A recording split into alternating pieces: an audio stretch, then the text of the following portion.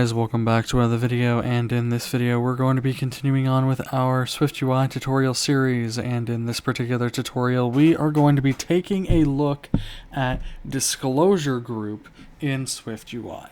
Now, what is a disclosure group?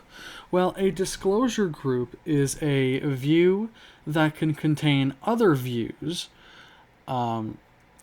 Typically, you'll see this in, for example, Xcode will have various sections of different project settings and that sort of thing. You might see it in a screen for an FAQ. Anything that can have a collapsible section that isn't necessarily in a list or a form, a disclosure group is useful for.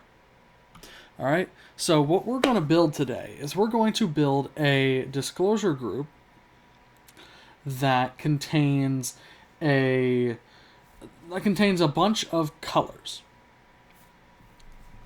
Right? So when you expand it, you'll be able to see all the colors. When it's not expanded, you won't be able to see all the colors. All right, so I simply have a colors constant here from my constants file.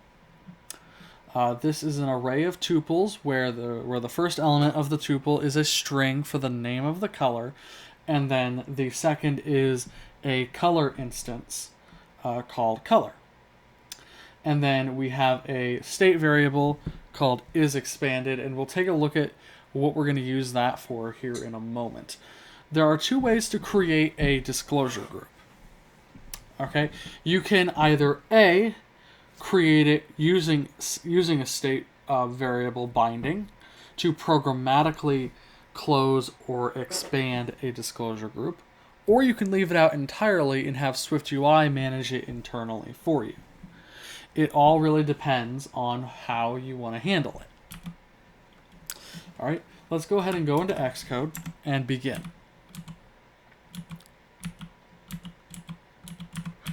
So what we'll do first is we will have some text that says this is some very long text that is also very large.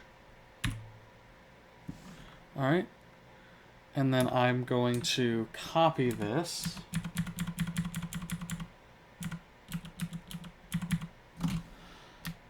So we'll copy that,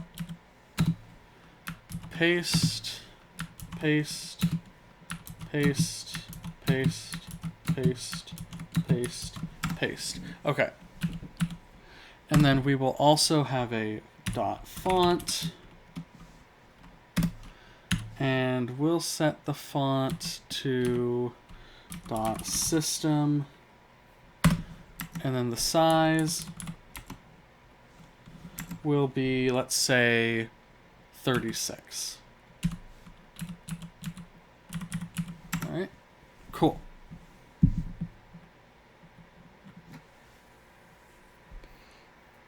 So, with that,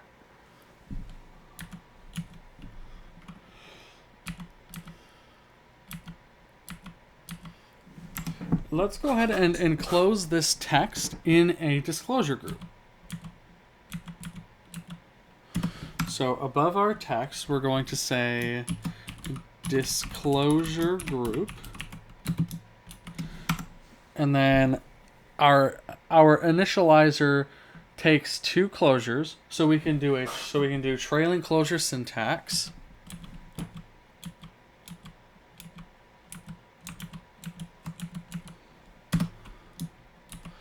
All right. So the first parameter of a disclosure group is the content closure. That's why we have our text view in there. The second is going to be a label. So what kind of thing do we want to, how do we want to label our disclosure group? Because if it doesn't have a label, you're not going to know what the disclosure group is for. So we'll say text, some very long text. All right, so we can save this and run our code.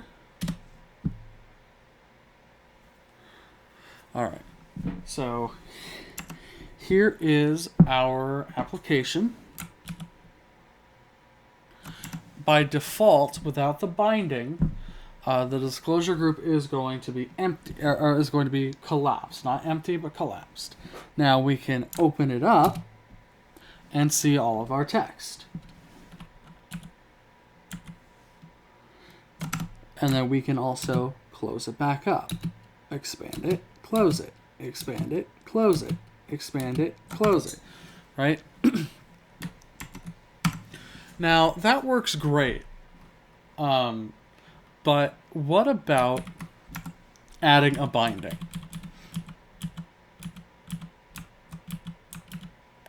All right. Well, we can add a binding to it where the first parameter is going to be is expanded. You can see it's a binding to a Boolean. So we say $ is expanded.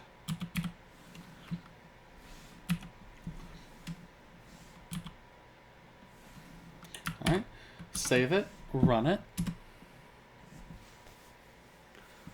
Okay, we have a build failure, so let's see. I see.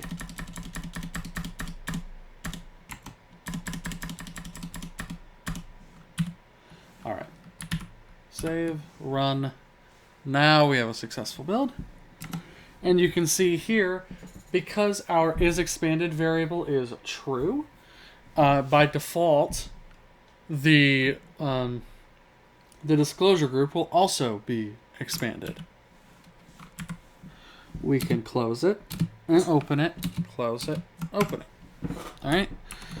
So now that we understand how a disclosure group is actually constructed,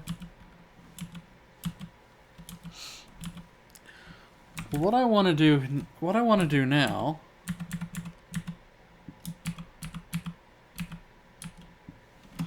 is I want to put a list of colors inside of this disclosure group.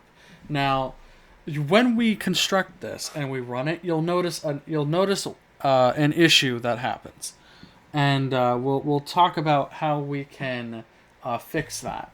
So here inside of our disclosure group, we'll say list for each colors ID \name. We'll say color item in.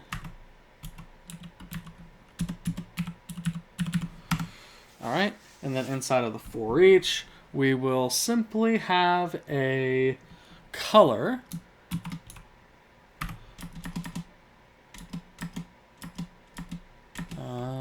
it'll be color item dot color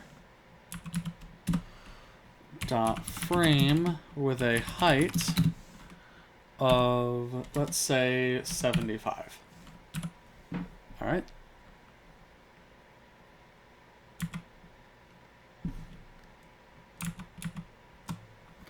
And a width of 75.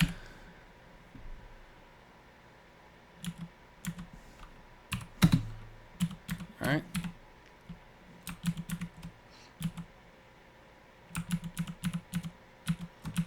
And then we will do a dot corner radius will be equal to 10. So we have a 10-point corner radius.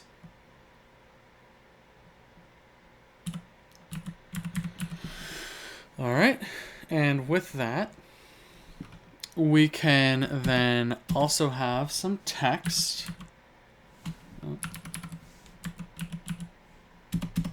So text color item dot name.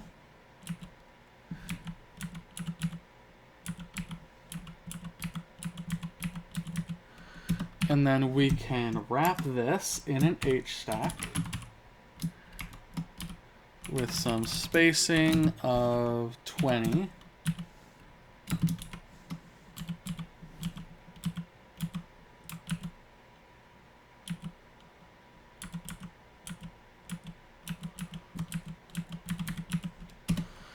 And there we go. We'll apply some padding of, we'll say, 20, like that. There we go.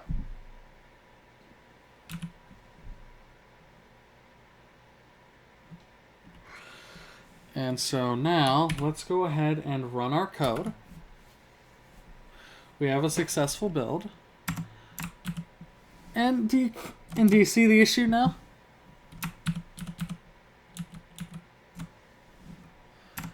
The list isn't showing itself.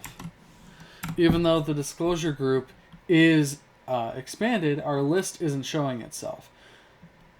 At least not very large. Now, why is that? Well, the reason for that is because a list doesn't have a specific height, right? It doesn't have a concrete height. Its height will generally fit the window. But because it's inside of a disclosure group, it can't do that. So what we need to do is we need to specify the height of this list.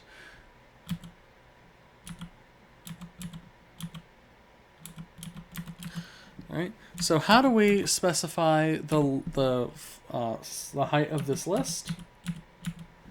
Well, that is actually relatively simple. We just need to apply a frame modifier to our list with a height of, let's say, 750. So we'll save that, run it.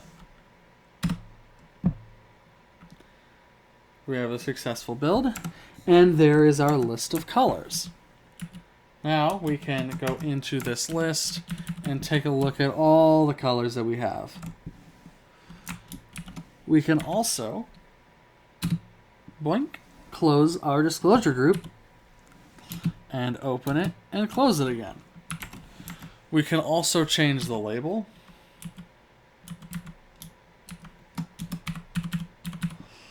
And we can say text colors. Save, run, and we have a successful build.